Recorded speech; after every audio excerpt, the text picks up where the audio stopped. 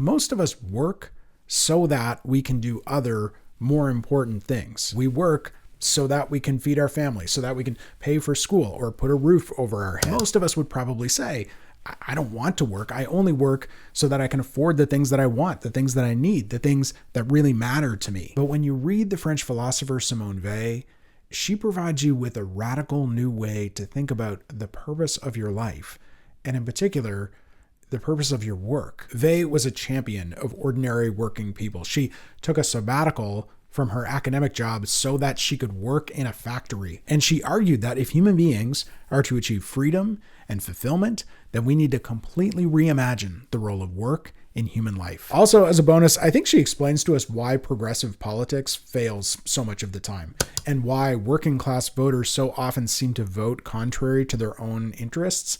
Simone Weil has an explanation for that. Let me begin with one of her most surprising arguments. The masses are not in subjection despite the fact of their being number, but because they are number. Okay, let me explain this. So most of us think, most ordinary people, most politicians, most philosophers, most people think that the many, the plebs, have power. And when push comes to shove, the many have more power than the ruling elite because the many outnumber them. Ordinary people outnumber the ruling class, and the only thing preventing them from getting the things that they want and the things that they need is a lack of unity and a lack of awareness of their own power. Once they are unified, they can demand the things that they desire and deserve. This is a very reasonable opinion. I think this, but Simone Weil says, nope, that's wrong. She says, precisely because the many is many, it can never be unified. Number, whatever our imagination may lead us to believe, is a weakness. No doubt on all occasions, those who command are fewer than those who obey. But precisely because they are few, they form a whole.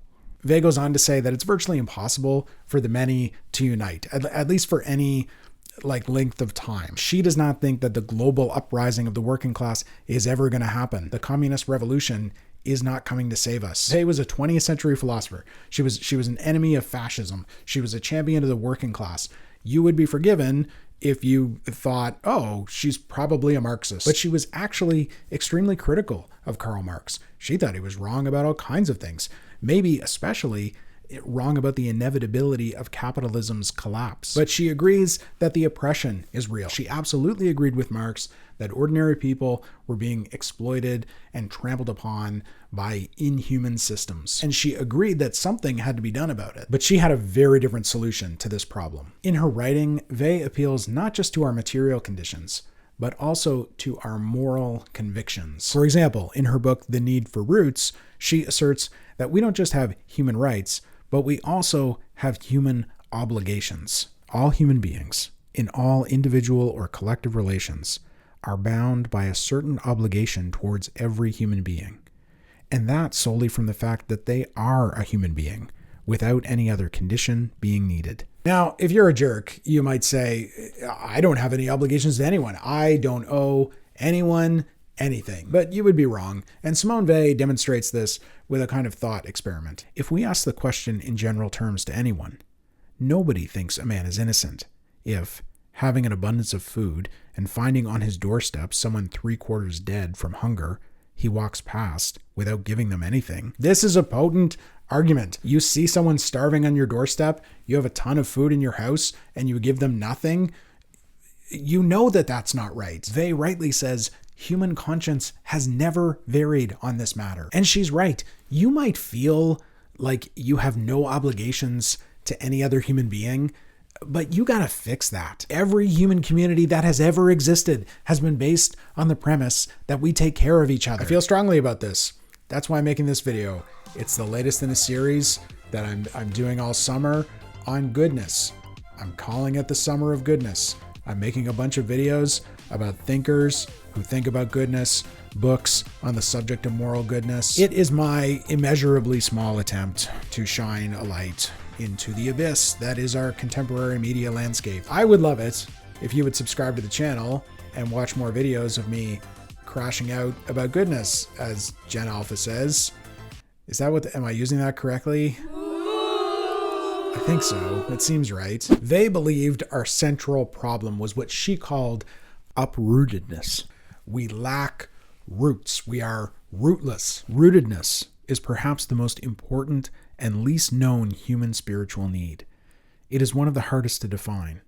A human being is rooted through their real, active, and natural participation in the life of a collectivity that keeps alive treasures of the past and has aspirations for the future. This participation is natural in that it stems automatically from place, birth, occupation, and those around them. So to be rooted is to be like fixed in place, enmeshed in a collectivity, to be connected to some kind of purposeful human community. And this naturally happens because when we are all born somewhere in the world, we emerge not in isolation, but supported by other people around us. Again, human life only exists insofar as we care for each other. You only exist insofar as other people have cared for and supported you. That is how it works. So for Weil, to live a fulfilling human life is to become a free and active participant within one of these rooted communities. You find a role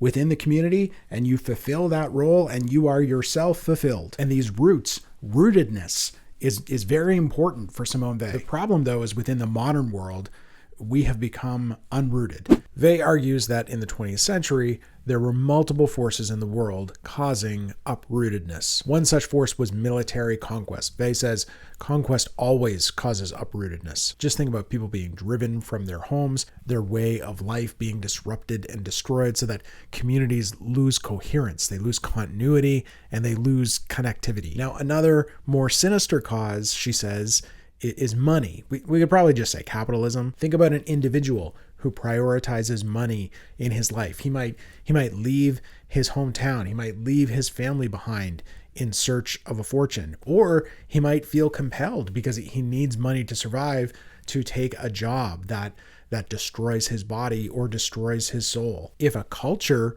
prioritizes money, it can become hostile to leisure, to spirituality, to education for education's sake. Everything in human life needs to be instrumentalized for efficiency and profit. Even something like science becomes perverted in a profit-seeking culture. Instead of using science to understand nature or to better understand how to live in the world, we use it to make a profit. How can we use science to extract money from the earth? Science and technology actually play an important role in this because, according to Weil, one of the leading causes of uprootedness in the 20th century was factory work. Factory work, Weil cautioned, turns people into human resources, human material to be used up by inhuman processes. Crucially, the factory is not built with the human worker in mind. The factory is built to maximize efficiency, and the human worker is made to conform himself to the processes of a machine. Allow me to illustrate using this treadmill. As you see, the pace of my running here is not dictated by me. It's dictated by the machine. I have to conform my pace to keep up with its processes. When you think about factories or assembly lines, it's the same idea. Human bodies conforming themselves to automated processes. I told you folks I was going to do 300 kilometers on this machine by the end of the year. I'm currently at 140. It's the end of July. Chat, am I going to make it? I don't know.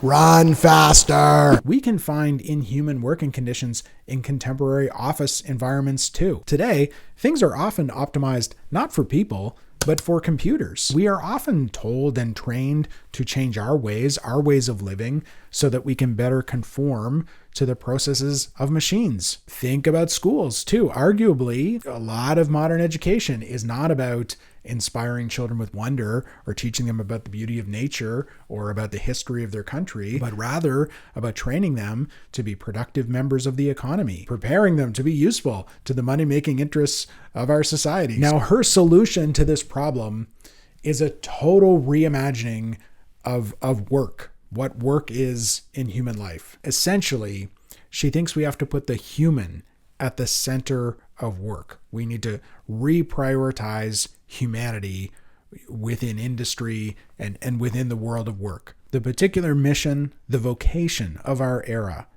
is the constitution of a civilization based on the spirituality of work. Okay, so the spirituality of work. What does this mean? Weil argues that physical labor is profoundly meaningful to human beings. We derive a profound sense of meaning from our work, specifically freely chosen labor. When we set our minds to accomplish something and we make a plan and we do that thing and we accomplish the task, that is profoundly satisfying and meaningful to us. Human beings get a profound sense of satisfaction from a hard day's work. In her work, Oppression and Liberty, she even says, even the apparently freest forms of activity, science, art, sport, only possess value insofar as they imitate the accuracy, rigor, scrupulousness which characterize the performance of work and even exaggerate them. Even like recreation or things associated with leisure, like sport, we admire it because of the work, the training that athletes put into it, because we know how difficult it is.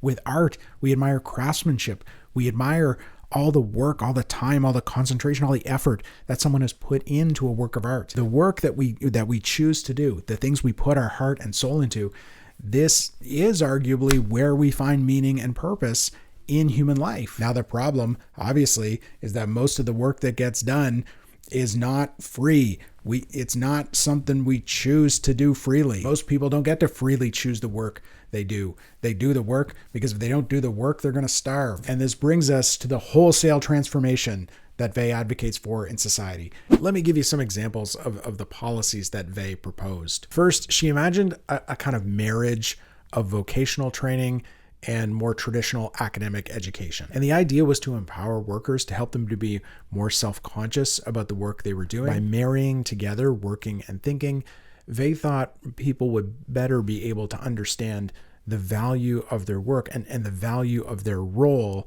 within the whole process of production or within the community. She also advocated for the decentralization of factory labor. She imagined smaller factories owned by workers scattered all around the country. And when you think about this, it would definitely be less efficient, obviously, than having concentrated major manufacturing hubs. But Weil's argument is that doesn't matter because it would be better for workers. It would be better for human life, for the life of the human employees of these factories, because those workers would own property. They would have ownership in the means of production, and they would be protected from the brutal working conditions of 20th century assembly lines. And this is it. This is the whole point of her project.